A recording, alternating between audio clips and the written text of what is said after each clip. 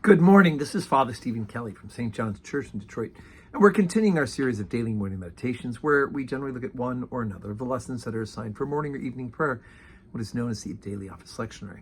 Today for Monday, let's take a look at the lessons assigned for morning prayer from the book of the prophet Ezra. Now, Ezra is dealing with the time period where the people of Israel are going to be restored back to the promised land, back to their own country, having been sent out into exile for their disobedience.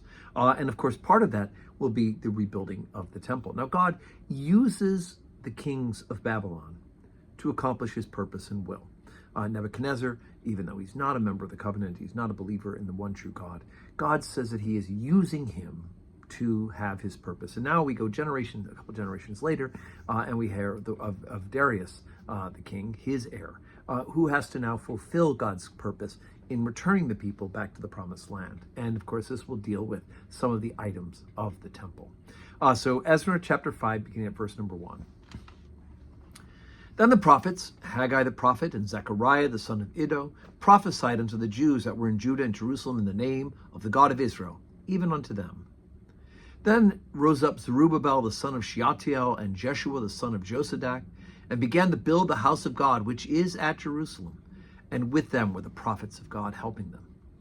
The copy of the letter that Tatnai, governor on this side of the river, and Shalthar-Boznai and his companions, Artaxerxes, which are on this side of the river, sent unto Darius the king. They sent a letter unto him, wherein was written thus: Unto Darius the king all peace. Be it known unto the king that we went into the province of Judea, to the house of the great God, which was builded with great stones, and timber is laid in the walls, and this work goeth on fast and prospereth in their hands.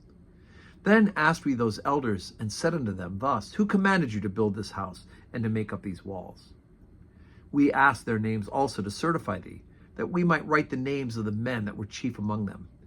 And thus they returned us answers, saying, We are the servants of the God of heaven and earth, to build the house that was builded these many years ago, which a great king of Israel builded and set up. But after that our fathers had provoked the God of heaven unto wrath, he gave them unto the hand of Nebuchadnezzar, the king of Babylon, the Chaldean, who destroyed this house and carried the people away into Babylon.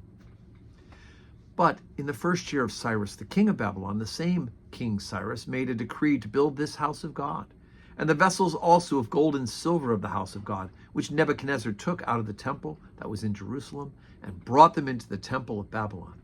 Those did Cyrus the king take out of the temple of Babylon, that they be delivered unto one whose name was Sheshbazzar, whom he had made governor.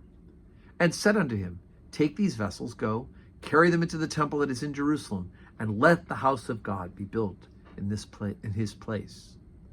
Then came the same Sheshbazzar, and laid the foundation of the house of God, which is in Jerusalem. And since that time, even until now, hath it been in building, and yet it is not finished.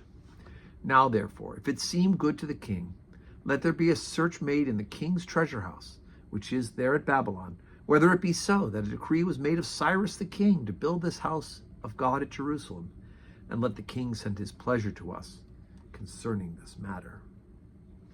Okay, so all these people that he's talking about, who's writing this letter to Darius the king, are doing it because they're fearful, right? They're fearful that if the Jews are allowed to rebuild this house of God and rebuild the city of Jerusalem, that they will become a mighty force and will be able to reconquer the region around them, which they have taken over during the time of this exile. So, some of this stuff just keeps going around in circles and in circles. But of course, we can read ahead and find out. But what I also think is very interesting is to hear the names of all these prophets who we have books of, all the different accounts of these prophets. So you have Ezra writing here, and Haggai and Zechariah.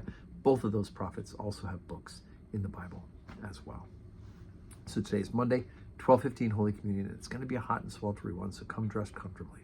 And then 4 o'clock evening prayer in the Ministry Center.